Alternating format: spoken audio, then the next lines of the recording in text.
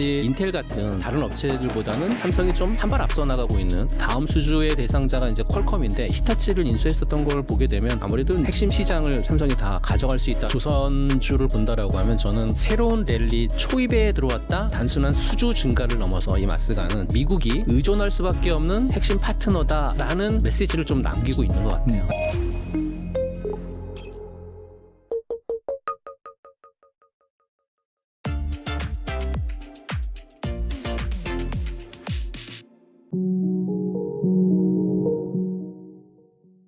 네, 조진표 대표님 모셨습니다. 안녕하세요. 네, 안녕하십니까. 네, 또 대표님 모시고 현재 이 국내 증시 현황 한번 짚어보고 주목할 만한 투자 아이디어 있는지 살펴볼 텐데 코스피가 어느덧 3,200선까지 왔습니다. 근데 여기에서 계속해서 뭐 변동성이 좀 심해지는 날도 있고 아무튼 간에 이 지수대에서 지금 답보 상태를 이어가고 있는 상황인데 보니까 뭐 미국의 뭐 경기 침체 뭐 관련된 이슈도 있는 것 같고 관세 뭐 관련해 가지고요. 우리나라 같은 경우에도 뭐 주식시장 활성화 정책을 펼쳤지만은 예상에 미치지 못하는 뭐 대주주 요건이라든지 그런 부분에 있어서 노이즈가 있는 것 같은데 현재 한국 증시 좀 어떻게 봐야 될지 궁금하네요.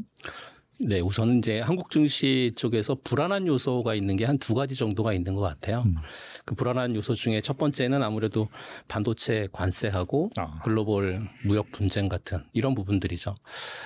트럼프 대통령이 반도체 100% 관세 부과하겠다 뭐 이런 발언 있으면서 아직까지는 이 부분이 해결이 안 된 거잖아요. 그 대한민국이 이제 반도체 수출 주력국인데 그렇게 되면 아무래도 증시 전반에 부담을 좀 줄 수 있는 그런 상황이 좀 될 수 있을 것 같고 글로벌 무역 분쟁 같은 경우에도 역시나 투자 심리를 위축시키는 요인 중에 하나거든요. 그래서 글로벌 무역 분쟁도 해결돼야 되는 그러한 부분들이다라고 말씀을 드리는데 중요한 건 반도체 같은 경우에 100% 트럼프가 부과하겠다고 했지만 사실 이행될 수 있는 부분들은 전혀 없다라고 말씀을 드리고 싶어요. 왜냐하면 상호협상을 통해서 최혜국 대우를 받겠다라고 했었던 부분들도 없잖아 있고 또 반도체 100% 부과한다라고 했었을 때 예외 조항을 뒀는데요. 그 예외 조항의 하나가 미국에서 생산을 하거나 또는 투자 계획이 있는 반도체 회사는 제외하겠다라고 했기 때문에 그렇다라고 하면 대한민국은 제외 대상 국가가 되겠죠.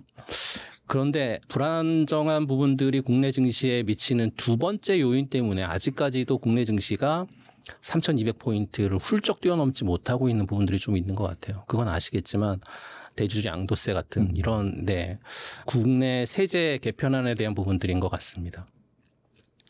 아무래도 그렇다라고 보니까 이게 확실히 매듭이 맺어져야 되는데 그게 매듭이 안 맺어져 있으니까 계속해서 3,240포인트를 턱걸이했다가 떨어지고 턱걸이했다가 떨어지고가 계속 반복되고 있고 오늘도 마찬가지로 3,240포인트 올라가려다 또 미끄러지는 그런 상황이 전개가 됐는데요.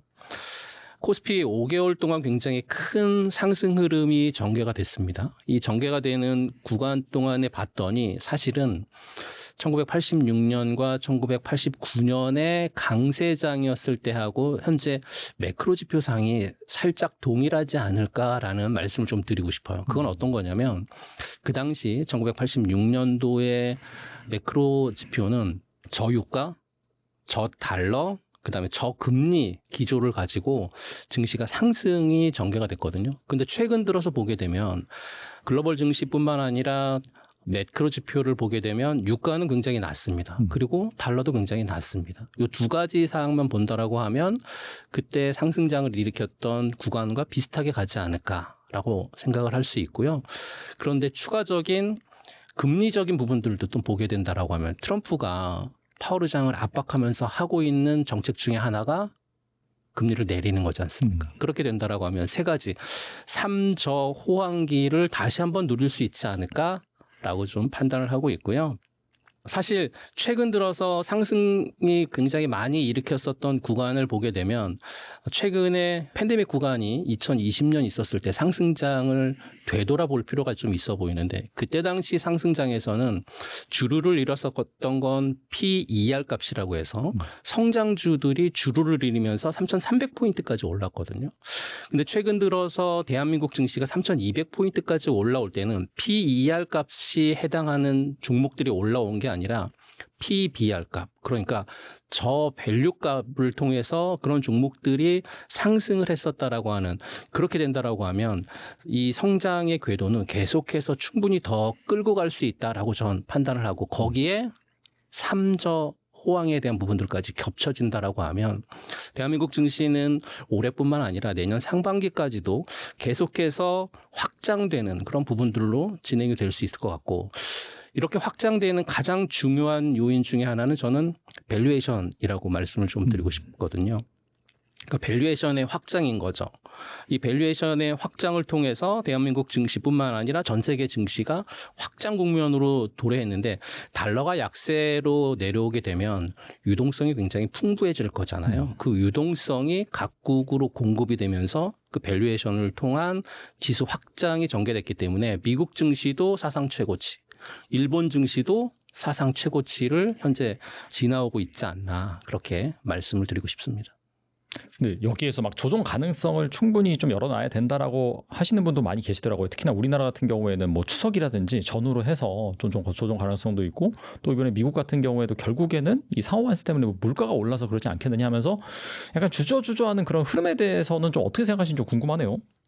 상호 관세 주저해야 되는 부분들은 사실 트럼프가 지금 보기에는 대한민국을 약간 길들이게 하고 있는 거다라고 저는 표현을 좀 하고 싶은데요. 왜 그러냐면 중국의 시진핑의 실각설도 좀 나오고 있는 그런 상황이고, 또 신정부가 들어섰지만 이 신정부가 사실은 미국 쪽에 기대는 것보다는 중국 쪽에 기대는 그런 부분들이 조금 더 있기 때문에, 사실 그렇게 된다라고 하면 니네 우리가 최혜국 대우를 해주고 있는데 우리한테 안 붙어라고 하는 그런 어떤 무언의 압력이 좀 들어가고 있지 않나? 그렇게 판단한다라고 하면 지금 상호관세라든지 보편관세에 대한 부분들을 계속해서 아직 행정명령에 사인을 안 했거든요. 트럼프가. 그렇다라고 하는 건 이번에 그 뭐 8월 25일 양국 간의 정상회담을 앞두고 있지만, 정상회담 가서 좀 사인하면서 좀 길들이기를 하지 않을까, 그렇게 생각을 좀 하고 있습니다.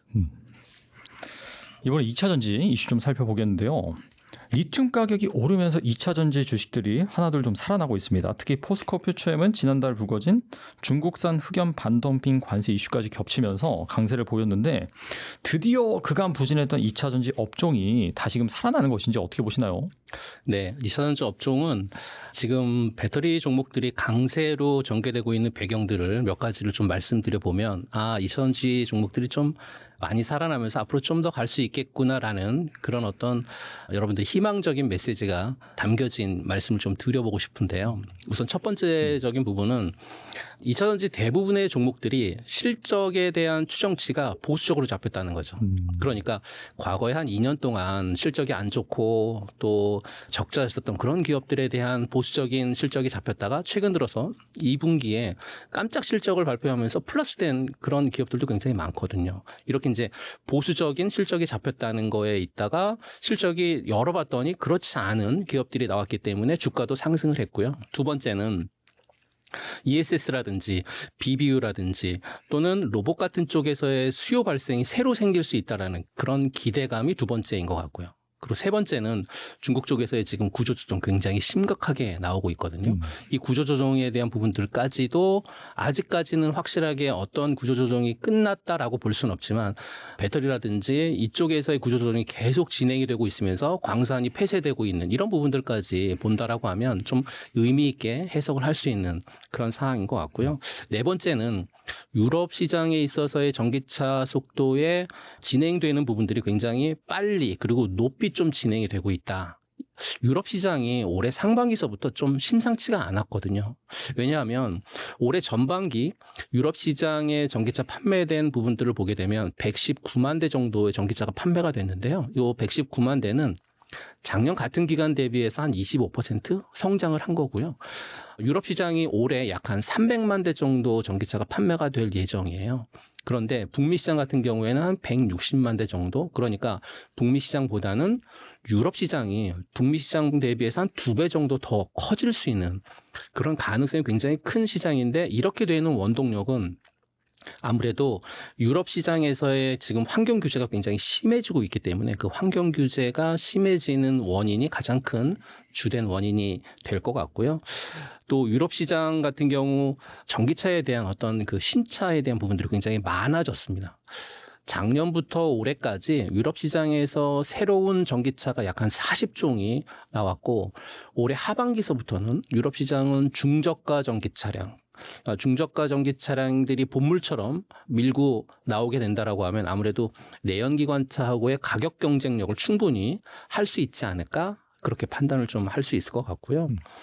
유럽 시장에서 지금 2035년부터는 사실상 내연기관차는 더 이상 판매 금지가 되어 있는 그런 구도가 아직까지도 계속 진행이 되고 있기 때문에 그러면 내연기관차를 개발할 이유가 없어지는 거잖아요. 그렇게 되면 전기차에 대한 어떤 전환 속도가 좀 더 빨라질 수 있는데 각국의 나라들을 좀 보게 되면 사실상 독일 같은 국가에서는 전기차에 대한 전환율을 좀 더 빨리 하고자 전기차에 대한 어떤 렌트카라든지 아니면 기업에서 사용하고 있는 전기차에 대한 부분들을 세제 혜택을 좀 많이 주는 그런 형태로 진행이 되고 있거든요. 근데 유럽 시장의 특징이 전체적인 법인차의 60%가 지금 뭐 거의 전기차로 진행되는 그런 상황이 현재는 펼쳐지고 있어서 앞으로도 더 큰 시장으로 전개될 가능성이 굉장히 높고요.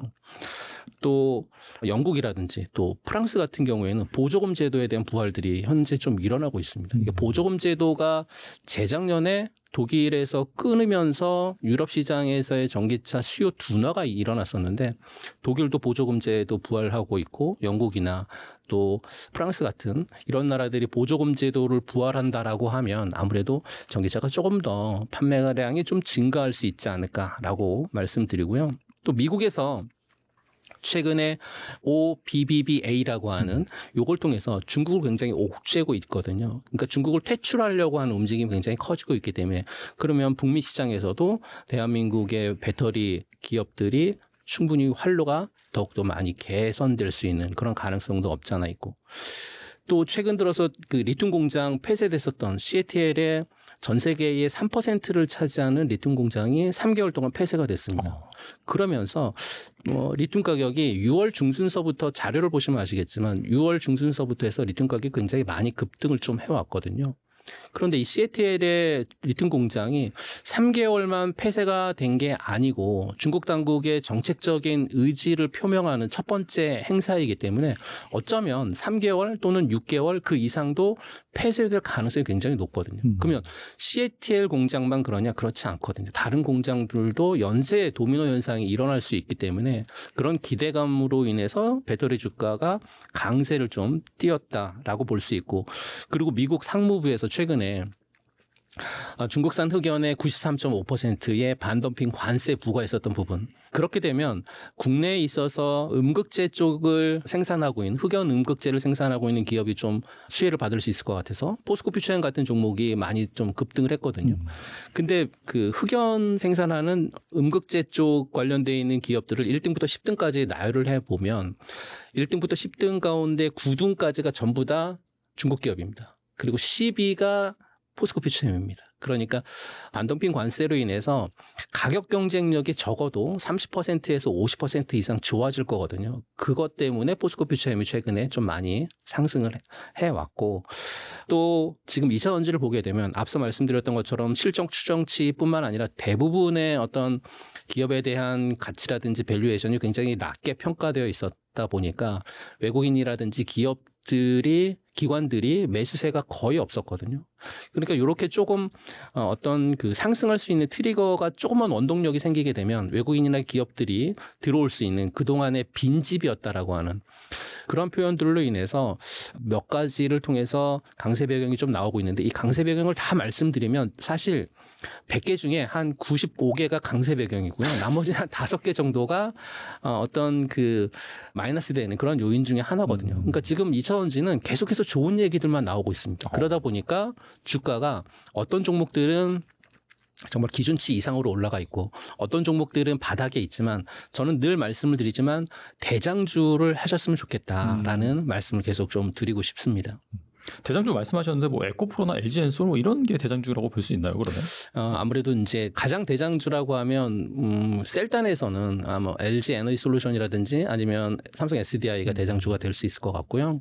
또 양극재라든지 음극재 이렇게 좀 나눠서 보게 된다라고 하면 단기적인 측면으로 대응할 거냐 아니면 중장기적인 측면으로 대응할 거냐라고 봤었을 때 단기적인 측면에 있어서는 LG화학이라든지 포스코홀딩스 같은 종목들은 단기적인 대응이 지금은 충분히 가능한 또 네. LNF 같은 종목도 단기적인 대응이 충분히 가능한 그런 종목이고요. 중장기적인 측면으로 본다라고 하면 뭐 에코프로 BM 같은 이런 종목들도 에코프로라든지 이런 종목은 중장기 측면에 있어서는 굉장히 지금 밸류에이션 값이 굉장히 낮고 성장 가능성이 굉장히 높다라고 말씀 좀 드리고 싶습니다. 최근에 이제 ESS 시장에 대한 기대감이 지금 살아나고 있는 가운데 에코프로가 2분기 연속 흑자 전환에 성공하면서 이제 투자자들의 관심도 살아나고 있는데 앞서서 이제 되게 보수적으로 그 애널리스트들의 컨센서스가 측정돼 있다 보니까 지금 이런 현황이 나오는 것 같아요. 그래서 이제 에코프로 그룹 같은 좀 이런 2차 전지 업체들이 다시 한번 전성기를 좀 보여줄 수 있을까요? 어떻게 보세요? 사실은 이게 ESS 시장 같은 경우에 시장의 어떤 구조적인 변화 그리고 ESS의 성장에 대한 부분들이 압도적인 어떤 경쟁 우위를 대한민국 시장이 갖고 있는 그런 어떤 그 환경에 대한 조성이 지금은 잘 진행이 되고 있지 않나라고 판단을 좀 하고 있고요. 그런 측면에서 체크해야 될 부분들이 한 두세 가지가 있는 것 같아요. 첫 번째는 미국의 현재 중국의 탈중국 기조화를 계속해서 행하고 있다라고 하는 그러한 부분들인 것 같아요. 그러니까 IRA가 사실은 자국 우선주의를 하기 위해서 중국 기업들을 배척하는 게 가장 큰 주된 목적이었거든요. 그러니까 중국 기업 니네 미국에서 다 나가라라고 하는 거고 또 핵심 광물 공급하고 있는 중국의 배터리를 기업들을 강력하게 이렇게 이제 배척하려고 하는 그런 의지가 강력하게 있는 그런 부분들이 있다고 보니까 중국 기업들이 진입 장벽이 굉장히 많이 높아진 거죠. 미국 시장에서는. 또 이렇게 되면 한국 기업들에게는 미국에서 현지에서 생산하는 기업들은 굉장히 수혜를 좀 많이 볼 수 있기 때문에 관세라든지 또는 보조금 혜택에 대한 부분들이 계속해서 무기로 진행을 할 수 있는 그런 상황이고 ESS 시장이 폭발적으로 성장하는 부분들은 사실 북미 시장에서의 태양광이라든지 아니면 풍력이라든지 어떤 신재생 에너지 이쪽 부분에 있어서의 비중이 최근 들어서 굉장히 급격하게 늘었거든요. 그렇게 늘었는데 사실 신재생 에너지 쪽에서의 가장 약점은 뭐냐면 기저 용량이라든지 전력이 간헐적이라는 거죠. 그러니까 계속 일정하지 않다라고 하는 게 가장 큰 단점인데 그 가장 큰 단점을 해결할 수 있는 부분들은 반드시 ESS가 설치가 돼야 되는 그런 상황이기 때문에 ESS 시장도 굉장히 좀 커질 수 있는 그러한 시장인 거고요. 그리고 올해부터 아마 ESS 시장이 굉장히 많이 좀 커질 겁니다. 북미 시장이. 그렇게 되면 대한민국의 ESS 쪽에 관련되어 있는 기업들도 본격적인 성장 궤도에 좀 진입할 수 있지 않을까라고 판단을 하고 있고요. 기술력이라든지 안정성에 대한 부분들이 검증이 된 대한민국 기업들을 지금 ESS 시장에 들어오고 있는데 ESS 같은 경우에는 굉장히 그 대규모 시설로 지어질 수밖에 없기 때문에 사실은 안정성이 굉장히 중요하고 또 화재 위험 관리가 굉장히 잘 돼 있어야 되는 그러한 매우 중요한 그런 부분들이 없지 않아 있는데 대한민국 배터리 3사 같은 경우에는 기술력이라든지 안정성에 대한 부분들은 검증을 좀 받았거든요. 그래서 가격 경쟁 위주로 들어왔었던 중국 기업들이 이러한 기술력이라든지 안정성에 대한 부분들을 제대로 못하는 그렇게 되면 대한민국 기업들이 압도적인 어떤 해자에 있지 않을까라고 말씀 좀 드리고 싶고요. 지난 몇 년 동안 원자재 가격의 변동이라든지 또는 전기차 시장의 어떤 캐즘 구간이라든지 이로 인해서 에코프로 그룹이 굉장히 어려움을 많이 겪었습니다. 하지만 구조조정이라든지 또는 효율화에 대한 부분들 이런 걸 통해 가지고 이번에 2분기 연속 흑자의 전환에 성공했거든요. 네네. 네, 2분기 연속 흑자의 전환에 성공을 했기 때문에 저는 이제 그 위기를 기회로 바꾼 에코프로 기업에 대한 어떤 경영 능력은 굉장히 우수하게 평가를 좀 하고 싶고 에코프로 그룹이 양극재 쪽에서의 선두 기업이거든요. 양극재 쪽에서의 독보적인 기술력을 갖고 있는 그런 기업이기 때문에 북미 ESS 시장에서 양극재 쪽을 통한 ESS에 대한 어떤 고성능 배터리 소재의 어떤 강점을 갖고 있는 에코프로가 분명히 저는 북미 시장에서 통할 거다라고 말씀 좀 드리고 싶고 최대 수혜를 받을 수 있는 종목 중에 하나가 에코프로 에코프로 BM 뭐 이렇게 되지 않을까라는 말씀을 드리고 전성기 시대의 어떤 재현보다는 사실 2차 전지는 이제 과거에 한 2, 3년 전에는 기대감이라든지 또는 투기적인 열풍을 통해서 굉장히 폭등했잖아요. 사실은 그렇게 폭등했었던 시장이 재현될 거라고 생각하지는 않고 다만 재현이라고 하는 표현보다는 저는 새로운 시작이다. 그러니까 새로운 시작은 사실 견고하고 저속 가능하고 지속 가능한 그런 시장이 계속 2차 전지에서 펼쳐지지 않을까. 그러면 점층적인 우상향을 좀 보이면서 시장에서의 종목들이 계속해서 꾸준한 성장을 하지 않을까라고 말씀을 좀 드리고 싶습니다. 이번엔 반도체 좀 이슈 좀 살펴보겠는데 삼성전자 파운드리가 테슬라와 22조 원 규모의 AI 반도체 계약을 체결한 데 이어서 애플과 생산 수주 계약까지 또 맺었습니다. 여기에 다음 고객으로는 퀄컴까지 거론되고 있고 또 최근에 보니까 또 엔비디아의 HBM3E 뭐 납품이 이제 들어간다 이런 말도 있더라고요. 드디어 이제 SK 하이닉스에 밀려왔던 삼성전자가 반전의 길을 잡은 것일까요? 어떻게 보세요? 최근에 삼성 파운드리가 연이어서 이제 수주 계약을 따낸 건 단순히 어떤 매출 증대 이상의 좀 의미로 해석을 좀 하고 싶고요. 최근에 그렇게 이제 파운드리에 대해서의 어떤 기술력을 재평가받고 있지 않나라고 말씀을 좀 드리고 싶고요. 재평가받고 있는 부분들을 좀 살펴보게 되면 뭐 말씀해 주셨지만 테슬라 쪽에서의 22조 원의 압도적인 규모에 대한 어떤 계약 부분들 사실은 이 테슬라 쪽하고의 계약했었던 게 3나노 게이트 올 어라운드에 대한 반도체거든요. 근데 이 게이트 올 어라운드 3나노 반도체는 사실 AI 반도체 쪽에서도 이 반도체가 좀 통하지 않나라고 해서 계약이 진행된 것 같고 그리고 전 세계적으로 이 생산을 할 수 있는 생산 품질에 대한 부분들까지 다 포함해서 생산을 할 수 있는 기업은 삼성전자가 현재로서는 좀 유일하거든요. 그렇다라고 하면 TSMC라든지 또는 인텔 같은 초미세 공정 경쟁에 뛰어든 다른 업체들보다는 삼성이 좀 한 발 앞서 나가고 있는 그런 부분들로 생각을 좀 해볼 수 있고요.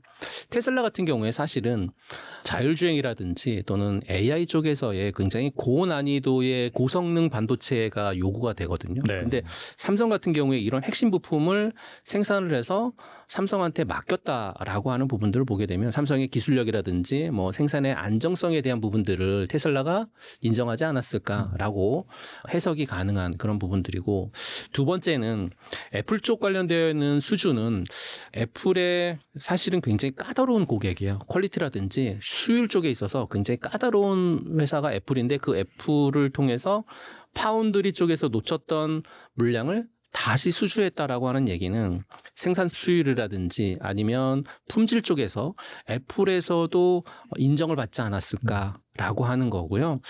이렇게 되면 삼성의 파운드리의 어떤 기술적인 신뢰도를 중요하게 생각하는 애플 쪽에서의 이 사건을 통해서 전 세계적인 시장에서의 삼성의 어떤 기준은 좀 더 높아지지 않았을까라고 판단을 좀 할 수 있는데요. 물론 이제 퀄컴도 좀 남아있죠. 다음 수주의 대상자가 이제 퀄컴인데 이렇게 되면 이제 퀄컴까지 수주를 할 경우에 삼성은 퀄컴은 사실 그 스마트폰 어플리케이션의 최대 강자잖아요. 네. 그렇게 되면 AI라든지 또는 자율주행하고 또 모바일 쪽 이 세 쪽을 다 이제 삼성의 핵심 시장을 삼성이 다 가져갈 수 있다라고 하는 부분들을 보게 되면 강력한 파운드리 쪽에서의 포트폴리오를 구축하는 그런 사건이 되지 않을까 말씀을 좀 드리고요. HBM 관련되어 있는 부분들을 말씀 좀 드리면 HBM3 쪽에서의 지금 삼성이 가격 하락에 대한 부분들 좀 언급을 좀 하고 있습니다. 물론 최근 들어서 HBM 쪽에서의 납품이 진행이 됐다라고 하는 엔비디아 쪽에서 얘기가 나왔지만 사실 뭐 단독 뉴스이기 때문에 진위 여부는 좀 따져봐야 될 필요는 없지 않아 있는 것 같고요. 다만 삼성이 이 HBM 사업을 하면서 그동안 굉장히 쉽지 않은 고난의 길을 좀 걸었다라고 말씀을 드리고 싶은데요. 왜 그러냐면 엔비디아로부터 수주를 따내지 못한 그런 부분들도 없지 않아 있지만 HBM 공급이 지금 수요를 초과했었다라고 하는 부분들에 대한 얘기까지 나오고 있거든요. 이렇게 되면 아무래도 이제 이거를 해결할 수 있는 가장 주된 요인은 덤핑밖에 없거든요. 그러니까 가격을 좀 후려쳐야 되는 그런 부분들밖에 없기 때문에 최근 들어서 가격에 대한 부분들을 뭐 가격을 조정해야 되겠다 이런 얘기가 나온 게 지금 공급이 수요를 초과했었던 이런 부분이어서 그렇고요. 그러면 왜 지금 가격을 내리느냐라고 좀 봤었을 때 사실 삼성전자하고 대한민국의 반도체 기업 SK하이닉스의 2분기 실적을 좀 열어볼 필요가 있을 것 같아요. 삼성 같은 경우에 2분기에 반도체 쪽에서의 영업이익은 한 4천억 정도 나왔는데요.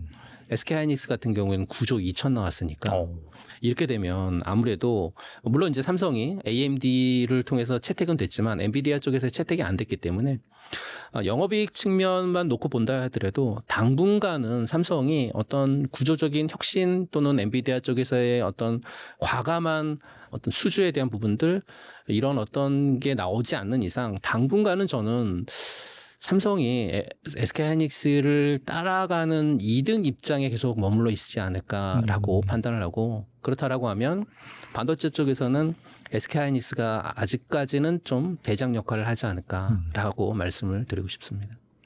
이번엔 삼성전자 좀 M&A 얘기 좀 해보겠는데 최근엔 일본 히타치의 가전사업부를 뭐 인수할 것이다 그런 기사가 난 상황인데 이에 앞서서는 이 미국의 디지털 헬스케어 회사 젤스를 인수하기도 했고 지난해 레인보우 로보틱스 집은 35% 확보해서 또 최재 주주에 올랐잖아요. 이 밖에도 뭐 미국 마시모 오디오 사업부, 독일의 냉난바 공조기업 플렉트 그룹 각각 인수를 했는데 이 삼성전자의 M&A에 대해서는 어떻게 생각하시는지 뭐 투자자들이 주목할 만한 이슈가 있을까요?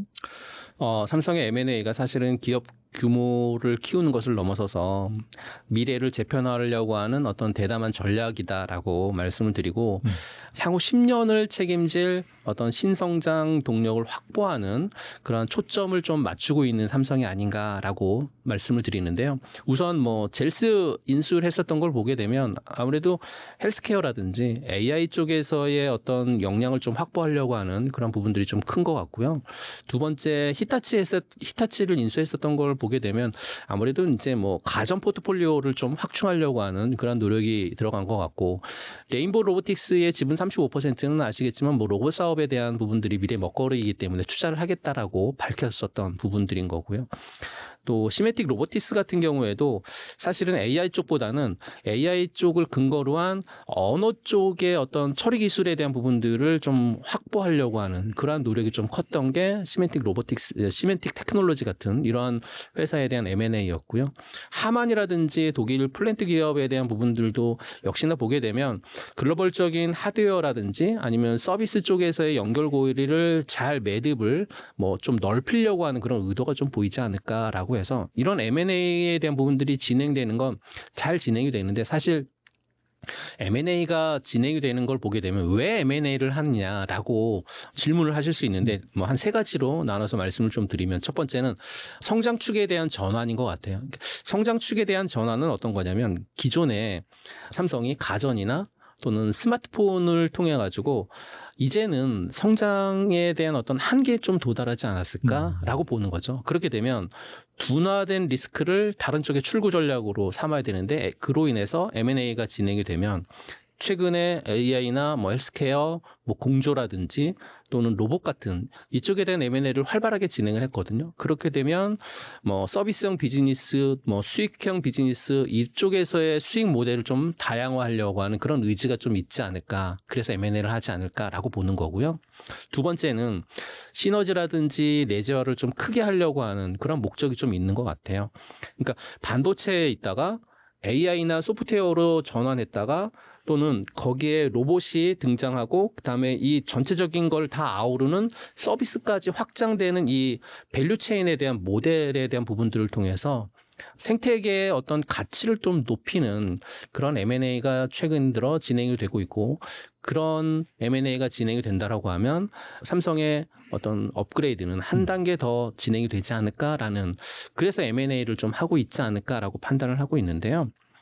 삼성의 M&A가 어떤 그 제품이라든지 또는 AI 그다음에 서비스 같은 이런 어떤 생태계를 만든 다음에 그 다음에 중장기적인 측면에 있어서의 어떤 밸류에이션을 통해 가지고 업그레이드는 충분히 가능한데 사실 이 업그레이드를 하려면 M&A를 했었던 요것만 가지고 업그레이드 하기는 좀 힘들고요. 여기에 삼성의 가장 잘하고 있는 반도체 파운드리가 같이 덧붙여야 그래야 시너지를 좀 낼 수 있는 그런 부분들이 없지 않아 있어서요. 네. 지금은 사실은 M&A에 대한 기대치를 뭐 실행하는 거 굉장히 중요하지만 사실 단기적인 주가 모멘텀은 충분히 될 수 있을 것 같은데요. 하지만 긴 그 중장기적인 측면에 있어서 M&A를 한 이후에 수익성으로 전환되는 그런 구간까지 좀 기다려야 되는, 그러니까 리스크 관리가 좀 필요한 그런 사항이 전개가 될 수 있기 때문에 정말 M&A는 잘 진행을 해야 될 것 같다라는 말씀을 드립니다. 이번엔 조선주 좀 살펴보겠는데 트럼프의 마스가 전략에서도 한국의 핵심 파트너로 부각이 되고 있습니다. 지난주 하나 필리 조선주가 사상 첫 건조에 들어가면서 그 지위에 이제 못을 박는 사건이 발생을 했는데 한국 조선주의 새로운 랠리 시작되는 것인지, 왜냐하면 지금까지 상당히 좀 많이 올랐는데 여기에서 일단 모멘텀이 발생하긴 했거든요. 좀 투자 관점에서 상당히 좀 애매한 상황인 것 같은데 어떻게 보시는지 궁금하네요. 조선주를 본다라고 하면 저는 새로운 랠리 초입에 들어왔다 이렇게 말씀을 좀 드리고 싶습니다. 이번의 랠리는 단순히 경기 회복을 넘어서 산업의 구조적인 변화라든지 또는 지정학적 요인이라든지 이런 걸 통해서 강력한 동력을 좀 발생시킨 그런 부분들인데요. 우선 강력한 동력 몇 가지를 좀 살펴보게 되면 첫 번째는 지난 몇 년 동안 이 조선 3사는 저가 수주 물량을 대부분 좀 소화하는 그런 과정이 있었고요. 최근 들어서는 2022년 이후에 발주된 물량들은 고선가 물량들이 발주가 됐기 때문에 그 물량들을 처리하다 보니까 매출이라든지 이익 쪽에서 좋은 실적 반영이 뚜렷하게 개선되고 있는 그런 부분들이 현재 나타나고 있고, 두 번째는 전 세계적인 탈탄소의 어떤 규제를 통해서 노후화된 선박에 대한 교체 수요를 뭐 자극하고 있다? 뭐 이렇게 볼 수 있을 것 같아요. 그러면 한국조선이 가장 잘하는 게 고부가가치 선박을 잘 만드는 거거든요. 이런 쪽에 강점이 있기 때문에 앞으로도 계속해서 고부가가치 선박에 대한 부분들이 수주 따낼 수 있을 것 같다라는 거고, 세 번째는 마스가죠. 조선업의 어떤 단순한 수주 증가를 넘어서 이 마스가는 제가 보기에는 미국이 의존할 수밖에 없는 핵심 파트너다라는 메시지를 좀 남기고 있는 것 같아요. 그렇다라고 하면 대한민국 조선은 프리미엄을 받을 수 있는 거니까 앞으로 밸류에이션에 있어서 한 단계 끌어올리는 중요한 요인이 되지 않을까라고 말씀을 드리고요. 조선업 쪽에서 좀 관심 있게 볼 수 있을 만한 종목은 저는 아무래도 가장 1등은 아니더라도 뭐 상위 클래스 안에 있는 종목 한 두세 가지 정도 말씀을 좀 드리면, 첫 번째 종목은 이제 하나오션 보셨으면 좋겠습니다. 이제 하나오션의 강점은 특수선이죠. 뭐 잠수함이라든지 군함 같은 분야에서 독보적인 기술력을 갖고 있고, 또 방산 분야의 시너지를 높이기 위해서 하나그룹에 좀 인수가 됐었던 그런 부분들도 없지 않아 과거에 있었고, 특히나 이번에 이제 필리 조선소의 역할이 굉장히 크거든요. 그렇게 되면 마스가 전략이 진행이 됐었을 때 가장 큰 수혜를 볼 수 있을 만한 종목은 저는 하나오션이다라고 생각을 해서, 하나오션 같은 종목은 여러분들이 관심권에 충분히 둘 필요가 있어 보인다라는 말씀을 드리고, 두 번째 종목은 HD 현대중공업이죠. HD 현대중공업 이번에 2분기 실적 발표했었을 때 영업이익이 한 4,700억 정도 나왔습니다. 굉장히 좋게 나왔고, LNG선이라든지 초대형 컨테이너선 쪽에서의, 그러니까 최고 난이도, 최고부가가치 쪽에서의 선박 건조의 전 세계 1등이거든요. 이런 기업은 당연히 저는 조선주를 본다라고 했었을 때 이런 기업들은 대장주이기 때문에 여러분들 포트폴리오에 넣어두셔야 된다라고 말씀을 좀 드리고 싶고요. 세 번째는 삼성중공업입니다. 삼성중공업도 역시 이번 2분기 실적 발표했었을 때 한 2천억 정도의 영업이익 플러스가 났기 때문에 해양 플랜트 부분에서 굉장히 그 안정적인 실적을 바탕을 통해 가지고 성장을 하고 있는 기업이 삼성중공업이고요. LNG선 같은 경우에도 선박 기술에 대한 기술력도 굉장히 좋아서 앞으로도 기대가 되고 있는 그런 종목이어서 저는 하나오션, HD 현대중공업, 삼성중공업 같은 이런 종목들은 여러분들 포트폴리오에 넣어두실 필요가 있지 않을까라고 말씀을 드리고 싶습니다. 그리고 한동안 주춤했었던 두산 에너빌리티 주가가 다시 상승세를 나타내고 있습니다. 2분기 실적은 뭐 다소 부진하긴 했지만은 한미 협상에서 원전 분야가 포함되면서 하반기 기대감이 커지고 있고, 아무래도 이 원전 같은 경우는 AI 전력 수요와 맞물려서 메가 트렌드 관점에서 계속해서 성장할 것이다라는 그런 컨센서스가 있기 때문에 이런 부분들이 확실히 좀 성장 동력인 것 같은데, 현재 이 원전주는 어떻게 보시는지 궁금하네요. 원전주 같은 경우에 지금 단기 실적보다는 사실 어떤 장기적인 성장 동력이 훨씬 중요하게 평가받고 있는 시점이 지금 시점이 아닌가라고 판단하고 있고요. 지금 세계 각국이 어떻게 보면 원전에 대한 뭐 미래 성장 가능성을 통해서 원전을 계속해서 탈원전을 폐기하면서 원전을 계속 관심을 두고 있거든요. 그렇다라고 하면 향후 수주에 대한 어떤 기대감이라든지 또는 정책 지원에 대한 부분들까지 같이 접목된다라고 하면 원전은 폭발적으로 성장을 할 수 있을 거다. 추가적으로도 더 그렇게 말씀을 드리고, 성장 동력 같은 경우에는 몇 가지가 좀 있는 것 같아요. 원전에 있어서 대한민국의 원전 기업들이 사실은 굉장히 잘하는 게 설계서부터 또는 핵심 주기기라든지 또는 EPC 같은 이러한 경험들을 굉장히 많이 갖고 있고 또 레퍼런스가 있습니다. 그렇기 때문에 대형 프로젝트 수주에 굉장히 좀 유리한 위치에 있는 게 대한민국 원전 기업들인 것 같고요. 또 폴란드라든지 그리고 체코, 뭐 사우디 같은 신규 원전 건설을 추진하려고 하는 나라들이 굉장히 좀 많아지고 있는데, 이런 나라들에게 한국형 원전인 APR 1400 같은 경우 이런 APR 1400에 대한 프로젝트가 진행이 되게 되면 가장 수혜를 많이 받을 수 있는 것도 역시나 대한민국 원전 기업들이 될 수 있을 것 같고요. 또 미국의 뉴스케어 파워 같은 경우에도 SMR 쪽에서의 주기기 핵심 기자재를 공급하는 파트너로 선정이 됐기 때문에 또 SMR 같은 경우에는 사실은 뭐 지금 개화는 안 됐지만 미래 2029년 정도부터 이제 개화가 될 예정인데요. 그렇게 SMR 시장이 개화가 되면 대한민국의 원전, 그러니까 대형 원전 프로젝트 갖고 있었던 대한민국의 기술력이라든지 안정성에 대한 품질력이라든지 이런 부분들이 굉장히 큰 강점이 될 수 있을 것 같고요. 특히나 SMR 시장은 굉장히 많이 커질 겁니다. 보통 SMR 원전 같은 경우에 부지 선정에 있어서 축구장 하나 정도 크기면 충분히 SMR 한 기를 지을 수 있거든요. 근데 과거에 졌었던 그 대형 원전들 같은 경우 축구장 하나보다 약 한 250배 큰 크기로 지어졌기 때문에 축구장 하나 정도의 크기로 지을 수 있고 안정성도 굉장히 많이 좋아졌고, 그러다 보면 대한민국 시장의 강점이 노출이 되면서 전 세계의 원전 쪽에서의 수주 전략에 있어서 크게 기여를 할 수 있는 그런 부분들이 될 것 같다라는 말씀을 드리고요. 두산 에너빌리티에 대한 얘기는 아마 많이 들어보셨을 거예요.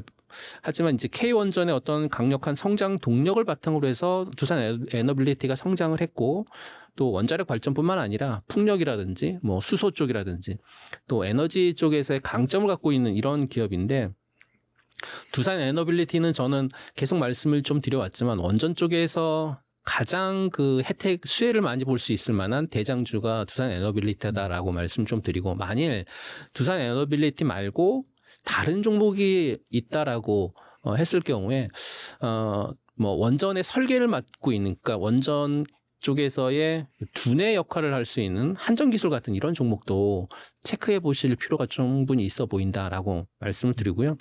한전기술 같은 경우에 그 원전이 진행이 되면 설계라든지 엔지니어링 쪽에서 굉장히 독보적인 기술력을 갖고 있는 그런 기업이어서 가장 먼저 수주가 이루어지는 핵심 플레이어고요.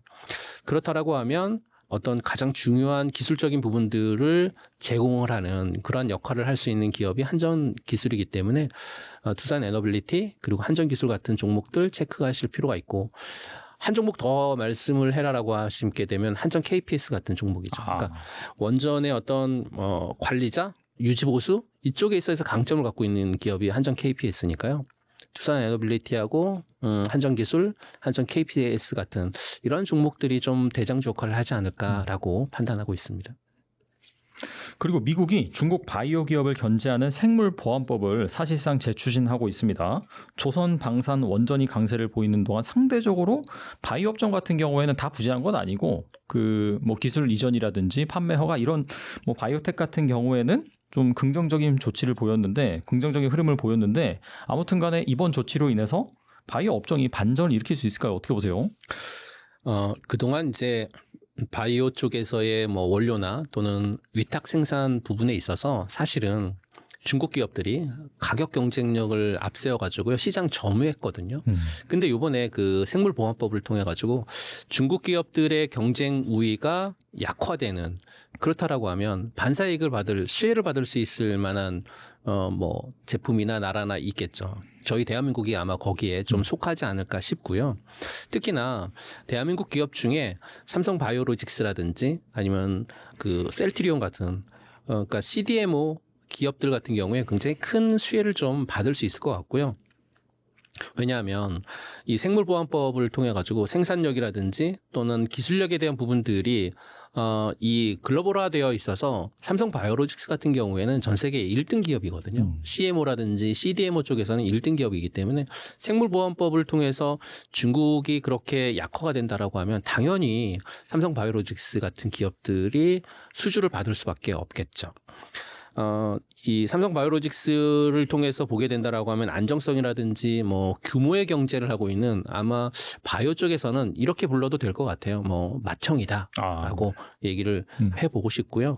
꾸준한 매출이라든지 또는 이익을 가지고 계속해서 안정적인 성장을 이끌어내고 있고 특히나 이제 바이오 기업이 갖고 있는 리스크는 신약에 대한 리스크죠. 근데 그 신약에 대한 리스크를 해지하는 기업이 삼성바이오로직스가 아닐까 싶고 글로벌 생산 능력을 지속적으로 확대하면서 뭐 규모의 경제를 하고 있는 그런 종목이 삼성바이오로직스여서 가장 안정적인 매출과 뭐 기본적인 능력을 갖고 있는 기업이기 때문에 바이오라고 하면 저는 삼성바이오로직스를 가장 우선적으로 생각을 하고 있고 이 바이오로직스 같은 경우에 사실은 조심스러운 얘기지만 뭐 자녀분에게 물려줘도 되지 않을까라고 생각도 좀 하고 있는 기업이 네. 삼성바이오로직스여서요. 포트폴리오의 바이오 종목 중에 하나다라고 하면 이 종목 여러분들이 관심권에 두실 필요가 있겠다라고 생각하고 있고요. 두 번째 종목은 ABL 바이오 같은 종목이죠. 네, 차세대 파이프라인을 보유한 혁신 기업이고 또 이중항체 같은 차세대 바이오 기술을 통해 가지고 퇴행성 뇌질환 같은 난치병 치료제에 도전을 하고 있는 이런 기업인데요. 사실은 뭐 최근 들어서 임상에 대한 어떤 긍정적인 소식도 좀 들려왔고 또 글로벌 파트너십이 가능할 수 있다라고 하는 소식도 좀 들려왔는데 사실 이 바이오 쪽에서의 리스크는 임상 실패가 리스크지 않습니까? 그런 리스크를 갖고 있음에도 불구하고 만약에 성공하게 되면 굉장히 큰 폭의 그 주가 상승을 이룰 수 있기 때문에 ABL 바이오 같은 이런 종목은 충분히 그럴 가능성이 좀 있다라고 판단을 좀 하고 있어서 바이오 쪽에서는 삼성바이오로직스하고 ABL 바이오 이 두 종목 정도는 여러분들이 체크하실 필요가 있겠다라는 말씀을 드리고 싶습니다. 네, 좋은 투자 아이디어 많이 말씀해 주셨는데 이 밖에 주목할 만한 투자 아이디어가 있다면 무엇이 있을까요? 투자 아이디어, 그 올해 상반기를 여러분들이 그 주식하신 분들은 잘 아시겠지만 많은 말씀을 드렸을 거예요. 조선이다, 뭐 방산이다, 원자력이다, 뭐 이런 많은 말씀을 좀 들었었는데요. 저는 올해 상반기 키워드를 정의해라라고 하면 지금 조방원 이렇게 말씀드리고 싶습니다. 그러니까 지주사, 금융, 조선, 방산, 원전이 올해 상반기에 키워드였다라고 하면 올해 하반기의 키워드는 좀 달라질 수 있을 것 같아요. 왜냐하면 대한민국 증시가 3,000포인트 넘게 오면서 방금 말씀드렸던 키워드에 있는 종목들은 정말 큰 상승을 이뤘고 주가 상승보다 더 큰 상승이 전개됐었으니까요. 근데 주가 상승보다 크게 전개가 되지 못한 섹터가 있거든요. 이렇게 되면 그 섹터는 주가 상승과 같이 눈높이를 맞출 그런 상황으로 전개가 될 수 있기 때문에 하반기에는 저는 반바지로다 이렇게 반바지요? 네, 이렇게 말씀드리고 싶습니다. 반바지로 네 글자요. 네네. 반바지로. 뭐 예상을 하셨겠지만 반바지로라고 하면 반도체. 그렇죠. 반은 반도체겠죠. 네, 네. 반은 반도체고 반은 바이오. 그다음에 지는 2차 전지. 로는 로봇. 그래서 반바지로가 아마 올해 하반기 정도의 키워드가 되지 않을까 싶고 이 반바지로가 키워드가 될 수 있을 만한 명분들은 굉장히 많죠. 앞서 3저 효과에 대한 부분들을 토대해서 본다라고 하면 금리가 낮아지게 되면 아무래도 2차 전지라든지 또는 바이오 쪽은 굉장히 큰 수혜를 받을 수 있기 때문에 반바지로가 핵심 키워드가 좀 되지 않을까라고 말씀을 드리고요. 그렇게 했었을 때 만일 여러분들이 포트폴리오를 구성을 할 때 예를 들어서 뭐 한 1억 정도 갖고 계신 분이 포트폴리오를 구성하게 되면 50%는 핵심 자산을 좀 구성을 했으면 좋겠다라는 말씀 좀 드리고 싶습니다. 핵심 자산이라고 하면 사실은 튼튼한 뿌리와 같은 그런 역할을 하는 그런 기업들인 거고요. 대한민국의 대장주 또는 가장 앞서 나가고 있는 국가대표급 종목들을 선택을 하시길 좀 원하는데요. 하반기의 키워드가 만약에 반바지가 될 경우에 거기에 키워드 안에 있는 종목 중에서의 대장주. 그러니까 반도체는 SK하이닉스, 바이오는 삼성바이오로직스, 2차 전지는 LG에너지솔루션.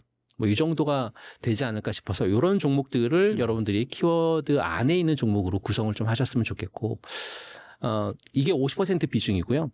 그 다음에 30% 비중은 성장주. 그러니까 성장주라고 하면 앞으로의 어떤 메가 트렌드에 속하는 고성장 산업 쪽에 비중을 좀 넣어주시는 그런 전략이 좀 필요한데요. 올해 상반기에 그런 섹터군이 있었죠. 조선하고 방산이었죠. 네. 그러니까 조선 쪽에서는 제가 좀 많이 좋아하고 있는 하나오션 같은 이런 종목들의 비중을 좀 넣어주시면 좋을 것 같고.